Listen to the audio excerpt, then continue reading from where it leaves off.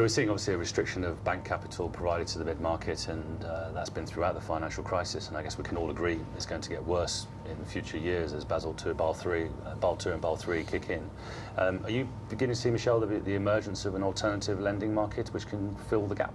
We clearly see this market emerging, and for example, many private placement coming on the French market with international lenders.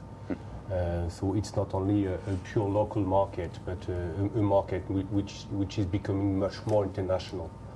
How do you see the market evolving from London, which is the heart of lending finance in Europe? In London, there are about 30, 40, 50 investors who are professional debt investors who have been involved in non-bank lending for many, many years. And a lot of those are now focusing on the mid-market as an alternative for them as well as for borrowers. And it's very much a market in growth. I think we're seeing a lot of capital being deployed into the mid-market. And whilst that is maybe London-centric from an investment point of view, I think a lot of those investors are very keen to do more and more deals in a pan-European context. They have European-wide funds, and whether it be sterling, euros or dollars, they're indifferent. So I think the ability to meet more financial sponsors and more corporates in France, Spain and Germany, as well as the rest of Europe, is a huge attraction to them. In Spain, though, I think there are some alternatives which are being developed within the country, as well as the pan-European wider non-bank market. Yeah, definitely. In Spain, we have to separate on one side just the large corporations, as for example Telefónica, Banco Santander, Iberdrola, that they're very used to to issue corporate bonds in international markets. They have been doing it over the last couple of years with great success, a lot of appetite by international investors.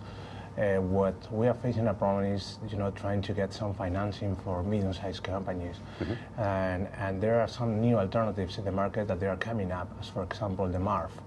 MARF is in Spanish is the Mercado Alternativo de Renta Fija, which translation in English might be, an alternative market for fixed income. Okay. And this is a new market. It's coming up. It's coming up now in the second semester of the year 2013. So new issues are expected to take place over the next 2-3 months, and this is a very great alternative for medium-sized companies, who want to finance new projects, new acquisitions, or new, capital expenditure needs, with funds coming from international markets, coming from Spanish private investors. And what sort of size could people do as issuance in this market? Obviously, when we speak about medium-sized companies, we are speaking about companies with EBITDA, for example, over 25 million euro.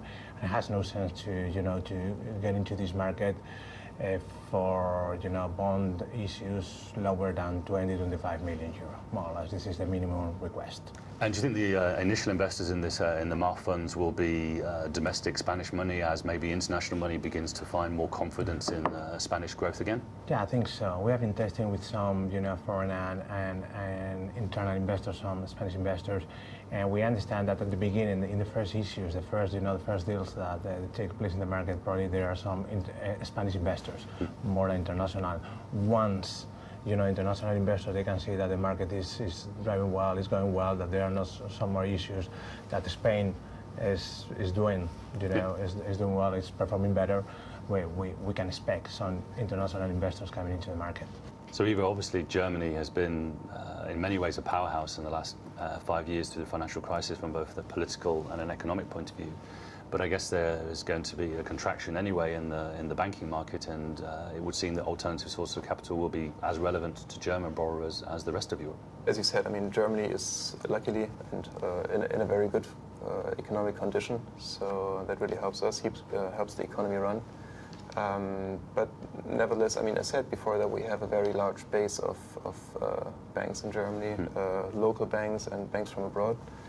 Looking at the German Mittelstands companies, but nevertheless, all these banks will face the Basel III issue over the next couple of years, and that means that the lending will have to be influenced in some way in a negative direction, as capital costs will increase, and we see that the market is getting prepared for these for this situation, which is done by ways of alternative lending.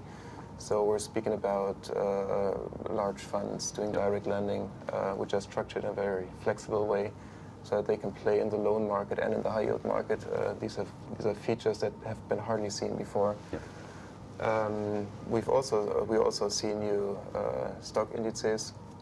For example, we see the entry standard in Germany, which with probably 30 bonds that have been issued, that have been quoted.